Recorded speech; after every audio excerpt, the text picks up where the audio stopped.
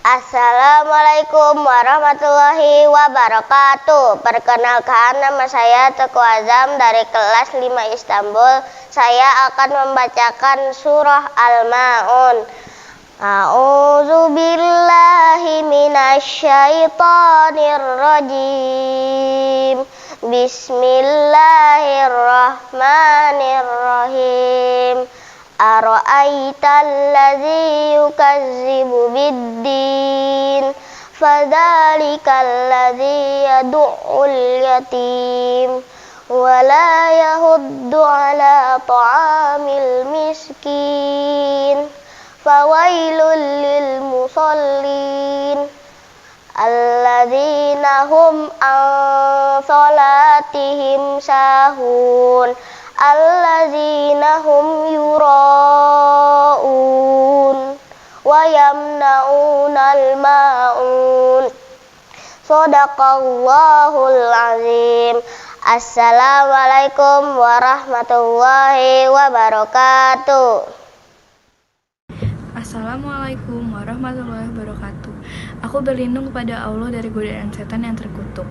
Dengan nama besar Allah yang Maha Pengasih lagi Maha Penyayang. Tahukah kamu siapa orang yang mendustakan agama? Maka itulah orang yang menghardik anak yatim dan tidak memberi makan orang miskin. Maka celakalah orang yang sholat, yaitu orang yang lalai terhadap sholatnya.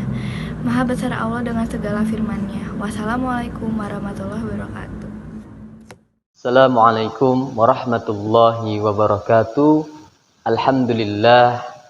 Alhamdulillahilladzi arsala ala rasulillahi bil huda wa dinil haqq. Asyhadu an la ilaha illallah wahdahu la syarikalah wa asyhadu anna Muhammadan abduhu wa rasuluhu la nabiyya ba'da. Segala puji bagi Allah Subhanahu wa taala. Salawat dan salam sampai pada Rasulullah sallallahu alaihi wasallam. Yang sama-sama kita muliakan Al-Ustaz Haji Abdul Malik serta staf dan jajarannya. Mudah-mudahan selalu istiqomah. Dan apa kabar semuanya? Alhamdulillah, luar biasa, tetap semangat murojaahnya, tetap semangat mengajinya. Mudah-mudahan diberkahi dan dirahmati oleh Allah Subhanahu wa taala. Di kesempatan yang mulia ini, Bapak akan menyampaikan satu kultum yang berjudul Mu'jizat Nabi Musa alaihi salam. Yang dimana di dalam Al-Quran Allah Subhanahu wa ta'ala memberikan mukjizat kepada Nabi Musa 9 mukjizat.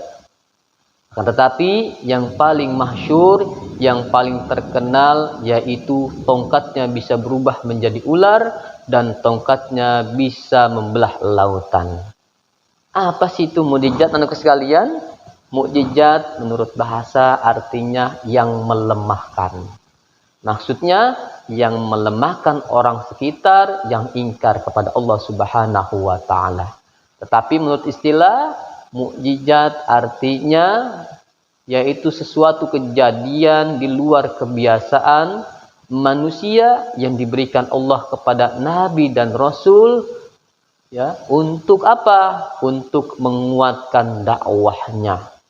Tujuannya adalah untuk menguatkan dakwahnya dan membuktikan bahwasanya dirinya adalah sebagai utusan Allah Subhanahu wa taala. Di zaman Nabi Musa alaihissalam, Fir'aun pada waktu itu musim paceklik. Air kekeringan anakku sekalian, sampai yang ada di lautan itu kering kerontang. Fir'aun sudah melakukan apa saja, berbagai macam cara supaya air hujan turun.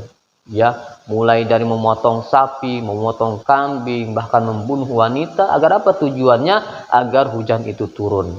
Akan tetapi anakku sekalian, itu tidak turun-turun. Sehingga berdiskusi dengan para pembesarnya.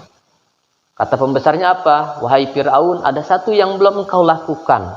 Yaitu engkau belum mencoba minta kepada Tuhannya Nabi Musa alaihissalam. Akhirnya anakku sekalian, dalam satu cerita bahwasannya Fir'aun memanggil Nabi Musa dan berkata, wahai Musa, apabila memang Tuhanmu bisa melakukan apa saja, maka coba turunkan hujan. Nabi Musa berdoa kepada Allah Subhanahu wa taala. Maka dengan izin Allah Subhanahu wa taala, hujan turun deras hingga lautan yang tadinya kering kerontang anak sekalian hingga penuh dan subur kembali. Akan tetapi Firaun ya mengingkari dan mendustai daripada kebesaran Allah Subhanahu wa taala. Bahkan Firaun berkata kepada Musa, "Wahai Musa, apabila engkau adalah utusan Allah, mana buktinya?" Itu Nabi Musa, anakku sekalian, melemparkan tongkatnya. Begitu melemparkan tongkatnya, itu tongkatnya bisa berubah menjadi ular. Ya, kata pembesar Firaun, Musa ini adalah seorang penyihir yang hebat. Akhirnya anakku sekalian, Nabi Musa diajak duel, bertarung melawan penyihir-penyihir Firaun.